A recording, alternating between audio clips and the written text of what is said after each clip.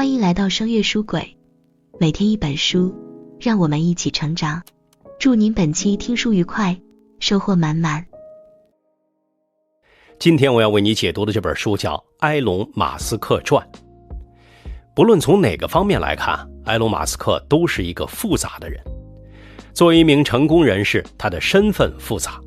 他是硅谷走出来的创新者，是世界首富，是美国工程院院士，偶尔还因为出格的言行客串一把网红。作为一名企业家，他旗下的公司也很复杂，有制造电动汽车的特斯拉，研究火箭的 SpaceX， 研究脑机接口的 Neuralink 公司。他还成立了一家公司叫无聊公司，研究一种高铁新技术。他还是人工智能公司 OpenAI 的联合创始人。他在2023年刚刚收购了推特，把它变成了自己的私人产业。作为一个人，他的性格也很复杂。他的弟弟也是他第一个创业伙伴就曾经说过，我非常爱我的哥哥，但和他一起工作真的很费劲。连比尔盖茨也被马斯克正在做的事情所吸引，想要和他交朋友，但是却因为无法容忍他的性格，两个人闹到不欢而散。总之，马斯克是个从各个方面都很难被总结的人。他有非常极端的优点，也有非常极端的缺点。有的时候人们看他的言行会觉得这是个妄人，甚至是个疯子。有的时候他又真的在创造历史，改变世界。那么马斯克何以成为马斯克？他这种矛盾的性格从何而来呢？如果是看新闻，你会觉得马斯克常常一拍脑门就做了一个奇怪的决定。但是如果你回到他的人生路径中去看，会发现很多事情都是有迹可循的。比如说，马斯克收购推特之后给他改名叫 X， 估计当时看到新闻的人都觉得他真的是想一出是一出啊。但是如果你梳理一下马斯克的创业史，就发现这一点都不奇怪。你可能知道，马斯克创办了互联网支付平台 PayPal， 而 PayPal 的前身就叫 X.com。 当他因为 PayPal 赚到了钱，又把目光投向太空领域时，他又创办了 SpaceX 公司。你看，又是带着个 X。 马斯克虽然是 OpenAI 的联合创始人，但是他对于人工智能领域有自己的想法，于是他干脆自己成立了一家人工智能的公司，名字叫 XAI。 听到这儿，你就会发现马斯克心里边对于 X 真的是有一个执念。这样看起来，他给推特改名就不奇怪了。这当然是个小事儿，不过也能说明一点，即便像马斯克这样复杂的人，我们也能从他的人生轨迹中看到规律，就像是找到一块块的人生拼图，他们拼出了如今这个复杂的马斯克。今天我要为你解读的这本《埃隆·马斯克传》，就能帮助我们梳理马斯克的人生轨迹，了解马斯克何以成为马斯克。这本《埃隆·马斯克传》的作者是著名传记作家沃尔特·艾萨克森，他的上一部作品是风靡全球的《乔布斯传》，此前他还撰写过基辛格传、富兰克林传、达芬奇传、爱因斯坦传。如果对全球传记作家的影响力做排名的话，艾萨克森将毫无争议地坐上头把交椅。为了这本传记，艾萨克森跟踪采访了马斯克2年多，参与了他人生和事业中大大小小的事件。艾萨克森不但采访了马斯克最亲密的家庭成员、朋友、同事，很多跟马斯克有过激烈冲突的人，包括他的父亲、前伴侣、前同事、竞争对手等，也都接受了艾萨克森的采访。所以这绝不是一本单方面吹捧或神话马斯克的传记。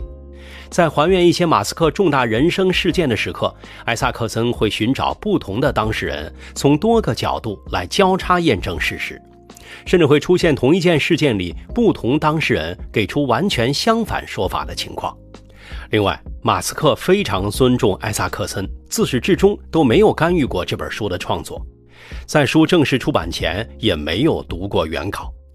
考虑到这本书是中英文版，全球同步发售，如果你读得足够快啊，你甚至会比马斯克本人更早读完这本书。这本书是2023年9月出版，在我写下这期音频的文稿时，这本书的内容还在向读者严格保密。那我是怎么读到这本书的内容的呢？因为我是这本书中文版的第一译者。我有幸从2023年初就开始阅读这本书，在艾萨克森还没有完稿的情况下，我和另一位译者刘佳琪就在同步进行翻译，中间经历过多次内容迭代。艾萨克森推翻了不少初稿内容，做了大刀阔斧的修改。从每一次修改痕迹里，我能感受到艾萨克森对这本书的用心和严谨。这几年来外界对于马斯克的赞誉和争议几乎一样多，大多数人都带着强烈的偏见或滤镜去看待这位创新狂人。但艾萨克森却站在冷静、客观、真实的视角，打破偏见和滤镜，为我们还原了一个真实的、不加修饰的马斯克。这本书内容非常丰富，中文版超过600页，里边有大量关于马斯克的细节。怎么帮助你在20多分钟的时间快速了解这本书呢？我想通过这样的方式。就像我们前面所说，马斯克虽然复杂，但是我们可以从他的人生轨迹中看到规律，就像是找到一块块的人生拼图，他们拼出了如今这个复杂的马斯克。接下来我就来为你介绍马斯克人生中最重要的3块拼图。第一块拼图是马斯克的童年。马斯克的童年其实过得非常矛盾，一方面他在很小的时候就展现出了天才，是人们眼中的别人家的孩子。正好我还能提供一个例证。2020年马斯克的妈妈梅耶马斯克的自传《人生有我》上市，我有机会对梅耶做过访谈，我们聊到了马斯克的童年。我读了马斯克的前一本传记《硅谷钢铁侠》，看到马斯克小时候非常喜欢读书，周末可以一天读完2本书。所以我一直很好奇，就问梅耶，他是怎么培养马斯克让他爱上读书的呢？梅耶的回答是，他从一开始就是自己想读书。埃隆和其他人的不同之处在于，当他读完任何东西，他就过目不忘。马斯克甚至读大英百科全书也能过目不忘。家里人都认为马斯克就是个天才。当时梅耶的一句话让我印象非常深刻。我当时问他，你这一生最好的投资是什么？他回答，如果你问的是财务上的投资，那一定是特斯拉的股票。但如果是人生的投资，那一定是投在我孩子身上的时间。但是另一方面，马斯克的童年又很不幸。马斯克之所以热爱阅读，其实有一个原因是他小的时候很不擅长和人打交道。他说，人们说啥我就按字面意思去理解，只有通过读书，我才开始理解人们很多时候都会心口不一。很长一段时间，马斯克在学校里都是年纪最小、个头最矮的学生，也不太会交朋友，结果就导致他从小在学校里被霸凌和殴打。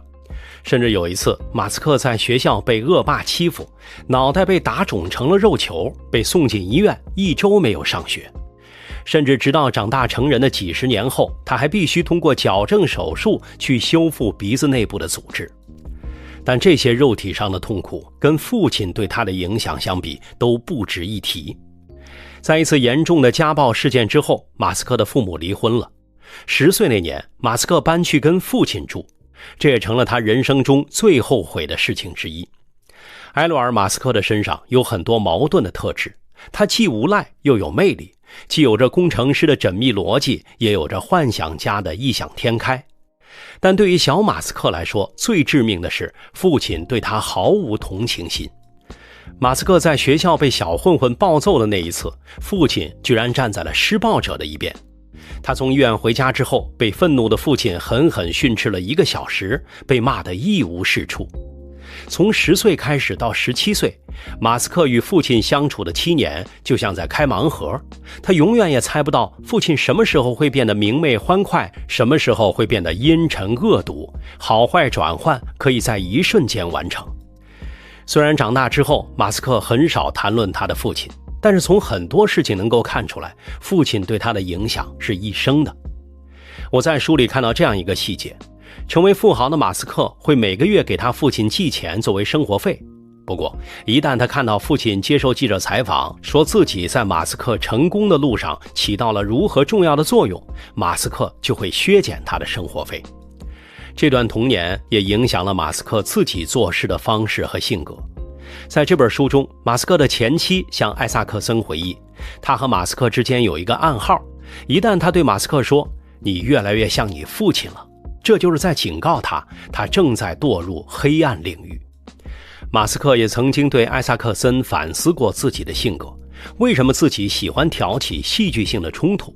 他说，我需要改变我的思维模式，不能一直处于危机战备状态。在书中，艾萨克森甚至猜想，马斯克如此执着要收购推特，可能不是出于商业考量，只是为了弥补童年的遗憾。这些年来，每当他身处绝境或感到威胁时，他就会回想起在操场上被霸凌的恐怖。现在他有机会坐拥整个操场了。帮助我们了解马斯克的第二块拼图是马斯克的工程师思维。在大学时代，马斯克先是在加拿大的女王大学读书，在大学期间，他就获得了一个在金融界实习的机会，加入一家银行的战略规划团队。不过马斯克的实习经历并不开心，他觉得自己无法适应银行的工作习惯和思维方式。马斯克身边有同学转学去了美国的宾夕法尼亚大学，马斯克索性也转了过去。作为常春藤盟校，当年的宾大学子面前有2条光明大道，一条是去华尔街做金融，一条是去硅谷搞科技。马斯克对于金融实在没有兴趣，于是他在硅谷寻找实习机会。大3暑假，马斯克在硅谷同时做2份工作。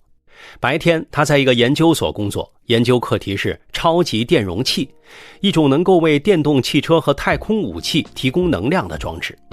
晚上，马斯克在一家游戏公司上班，帮他们解决程序中的难题。当时因为计算机的兴起，硅谷的工程师们更喜欢研究软件而不是硬件，在他们看来，编程比焊电路板要高级。但是马斯克不同，他既喜欢硬件也喜欢软件。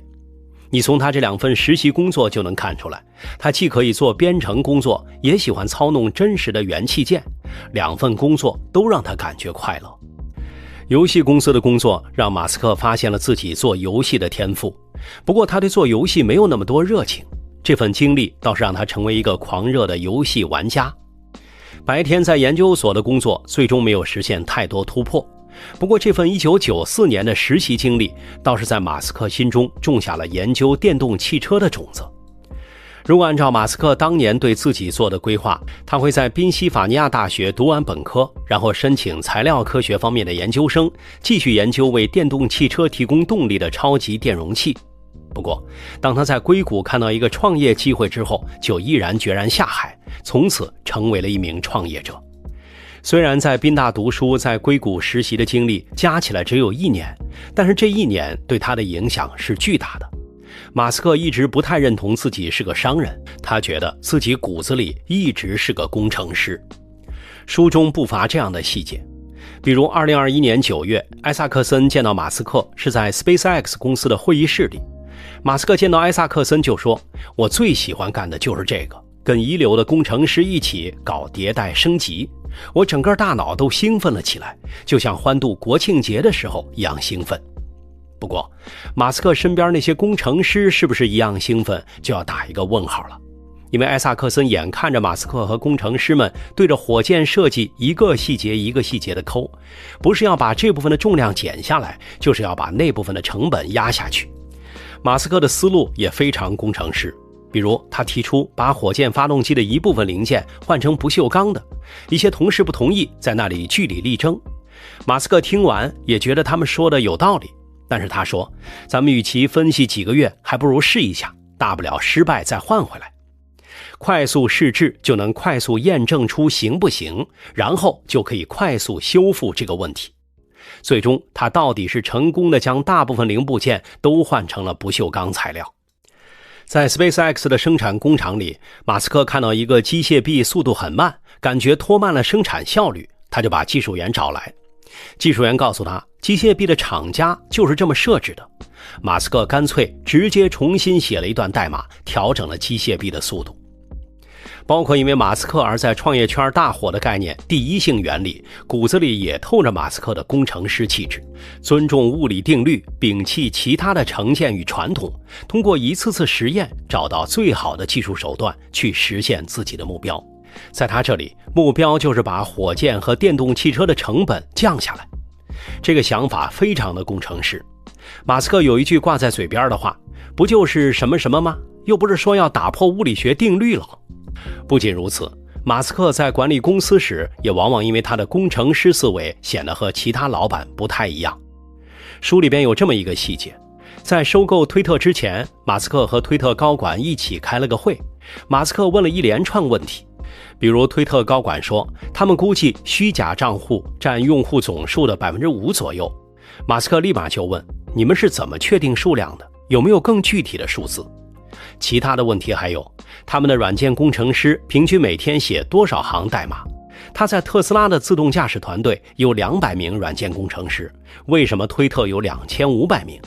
推特每年在服务器上花费10亿美元，那占用这些计算时间和存储空间最多的功能是什么？这些功能是如何排序的？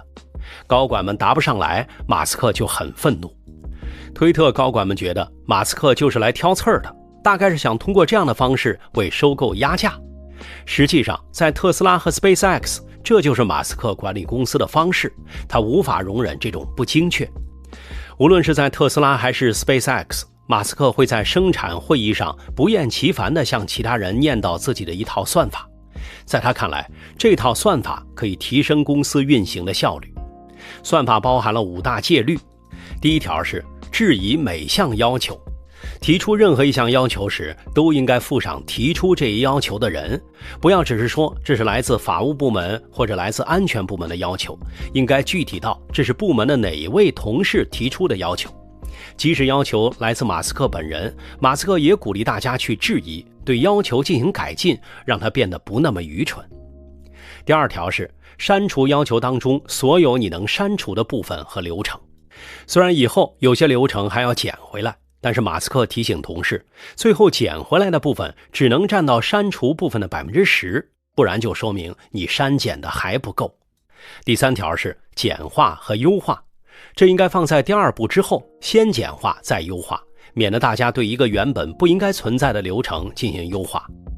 第4条是加快周转时间，每个过程都可以加快，但只有遵循了前3个步骤之后才能这么做。第5条是自动化，这是最后一步，只有先质疑所有要求，删除不必要的部分和过程，把该筛掉的问题筛出来处理掉，然后再推进自动化。你看，这就是马斯克的思路，不论是研发还是管理，在他眼中都是一个系统，可以对这个系统进行改进，甚至改进的过程也被马斯克整理成了一个系统。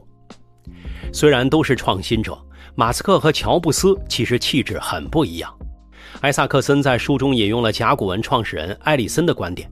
埃里森和乔布斯、马斯克都是好朋友，他也是苹果和特斯拉的董事会成员，这让他有机会近距离观察2个人。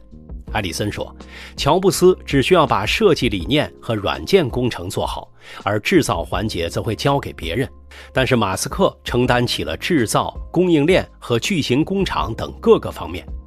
乔布斯喜欢每天走过苹果公司的设计室看看，但他很少去苹果的工厂。相比之下，马斯克泡在装配线上的时间比他在设计室里的时间还多。这种比较也能让我们更加清晰地看到马斯克身上的工程师气质。帮助我们了解马斯克的第3块拼图是马斯克对于人类未来的设想。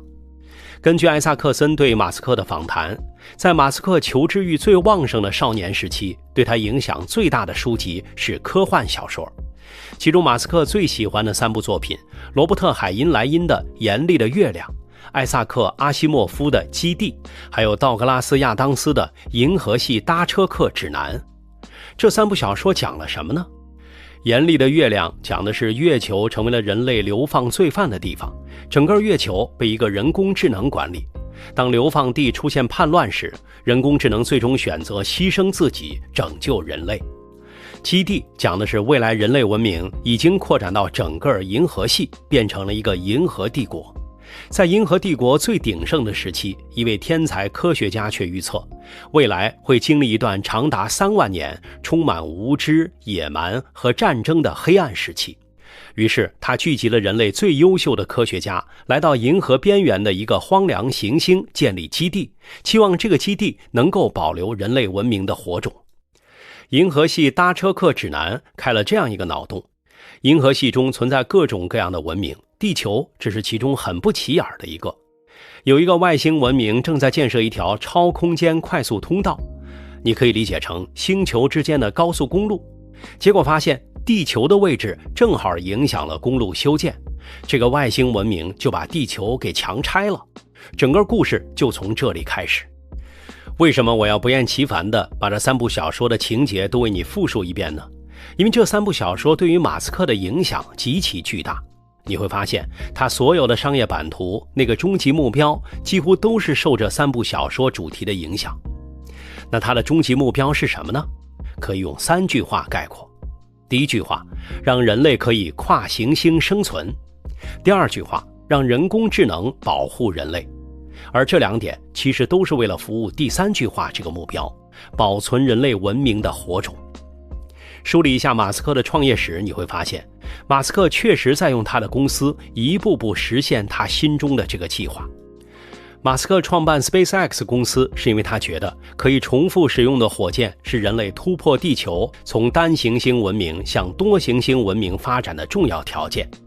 创办特斯拉研究电动汽车，创办无聊公司研究高铁的新方向，都是希望未来人类可以更多使用可持续能源。